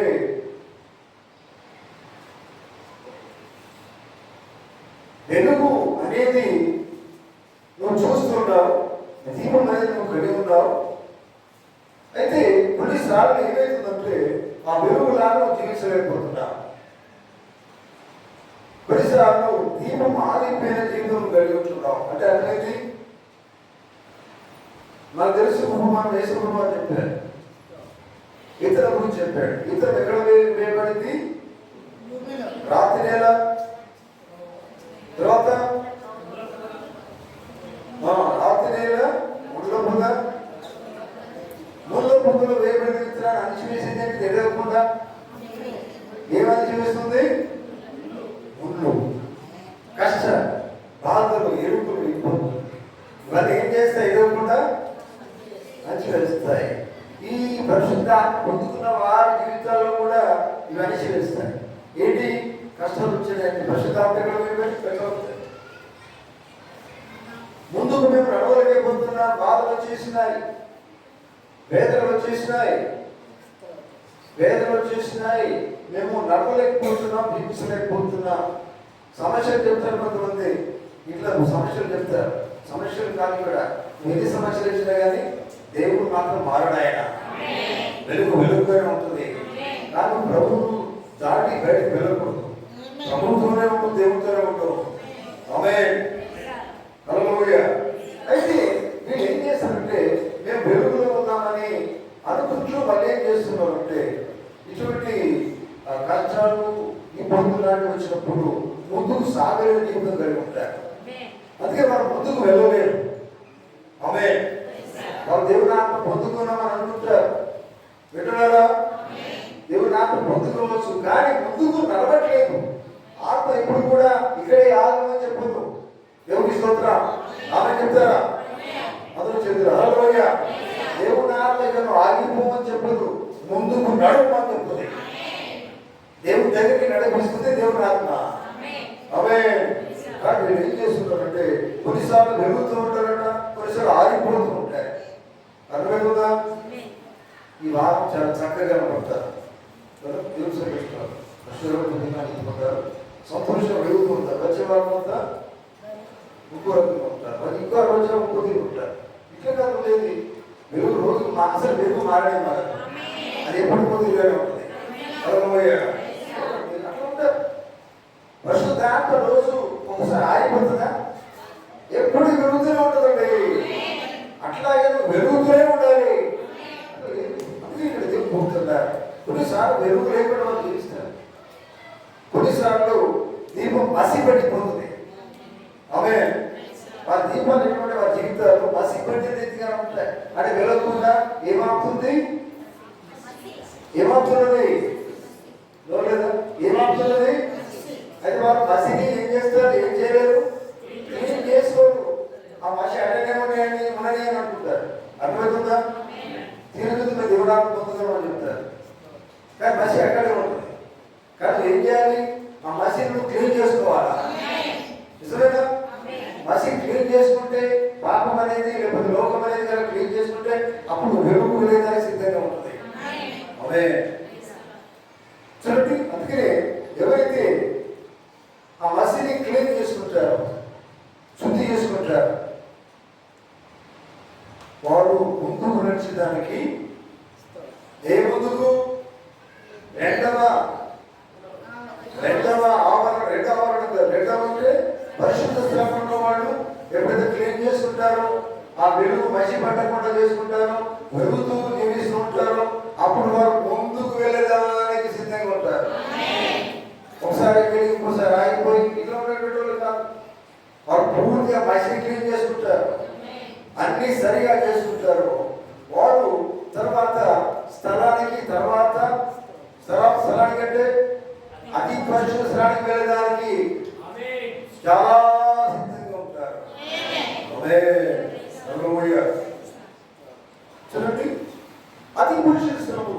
చూసినప్పుడు మనం ధ్యానించినాడు పిల్లగా. అక్కడ కెరూబుల మధ్యలో సజీవమైన వెలుగు ఉన్నది. ఆమేన్. అది దేవుని యొక్క వృత్తము అగ్ని స్తంభమై ఉన్నది. ఆమేన్. హల్లెలూయా. అది అతి పరిశుద్ధమైన ఆ గదినంతా కూడా వెలుగిస్తూ ఉంటుంది.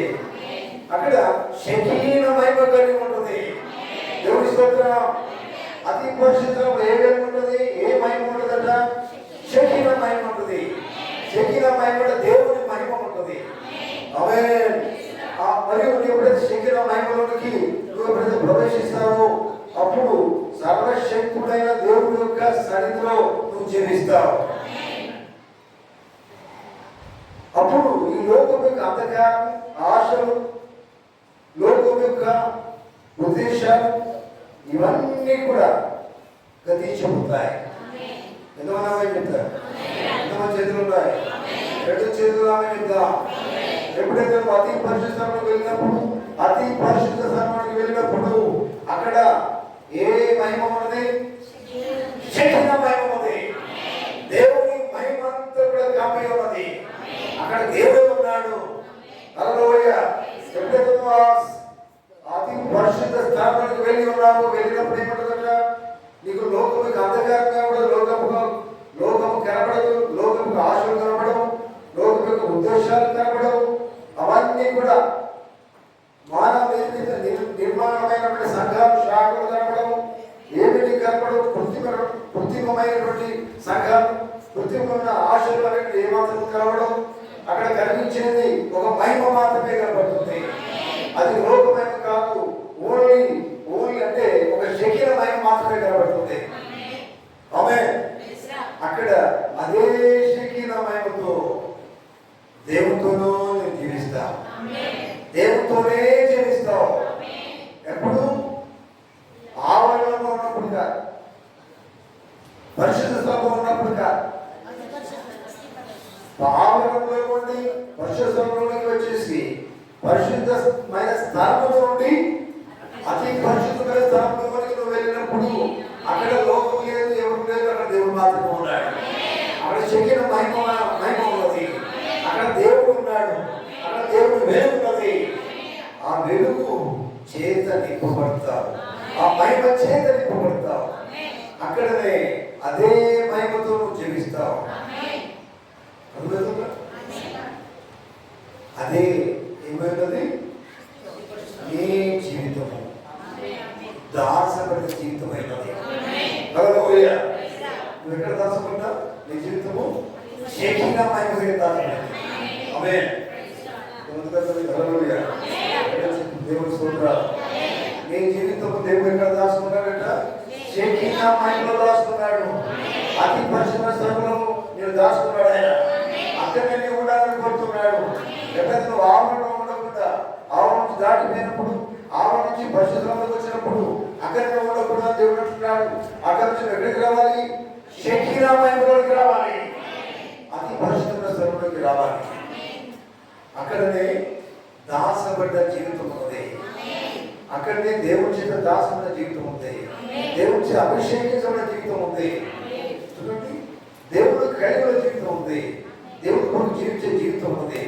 సాక్షిగా జీవించే జీవితం అక్కడే ఉంది. చూడండి, మాదిరిగా జీవించే జీవితం అక్కడే ఉంది. దేవుని అనుభవం కలిగి జీవించే జీవితము శకీనమయం నుంచి పొందుకుంటాం. ఆమేన్. హల్లెలూయా. పెద్దల సమయంలో గమనిస్తుంది, నీ జీవితం ఎక్కడ దాచబడి ఉండాలి? లోకములు కాదు, దేవుడు దాచబడి ఉండాలి. దాచబడిన జీవితం దేవుడు కావాలి. దేవుడు దాచబడిన జీవితం కలిగినట్లయితే దేవుని కార్యాలు చేస్తాం, దేవుని అనుభవం కలిగి ఉంటాం, దేవుని సాక్ష్యం కలిగి ఉంటాం, ఫలాలు కలిగి ఉంటాం, ఆత్మీయ ఫలాలు కలిగి ఉంటాం, ఆత్మచిత్రాన్ని విసపడతాం. నిజమేనా? హల్లెలూయా. హల్లెలూయా. అందుకనే లోకంలో దాసపడిన జీవితం కాదు, దేవుడిలో దాసపడిన జీవితం కావాలి. జీవితం నువ్వు కలిగి ఉండాలని దేవుడు కోరుతున్నాడు. మధ్య సమయంలో దేవుడు పెట్టాడు. మరి లోకంలో దాసపడడం కాదు, దేవుడితో దాసపడిన జీవితం కలిగి ఉండాలి. అదే నీకు శక్తిని ఆయన తీసుకుని వస్తుంది. నీ జీవితం శక్తి నా మైండ్లో ఉంది. నీ జీవితం అక్కడే ఉండాలి. అతి పరిశుద్ధమైన స్థలంలో ఉండాలి. అక్కడే దేవుడు ఉన్నాడు. దేవుడితో జీవించే అనుభవం ఇవ్వబడి ఉంటాడు. మన జీవితము నీకు కావాలంటే దేవుని ప్రభావాన్ని ఎక్కడికి వస్తా మీతోనే ఉంటా. నిరంతరం మీతోనే ఉంటాడు ప్రభా. మీ దగ్గర ఉన్నప్పుడు నాకు లోకం కనపడదు, నాకేమీ కనపడదు ప్రభా. ఎడు చూసినా మీదే కనపడతారు. ఈ సన్నిధి కనపడుతుంది, ఈ మాటలే కనపడతాయి. ఓ అదే నాకు కావాలి, అదే నాకు బలమైన, అదే నాకు శక్తి, అదే నాకు మహిమ చెప్పబడుతా. దేవుడు తన మాటలు తెలుసుగా అందరూ గురించి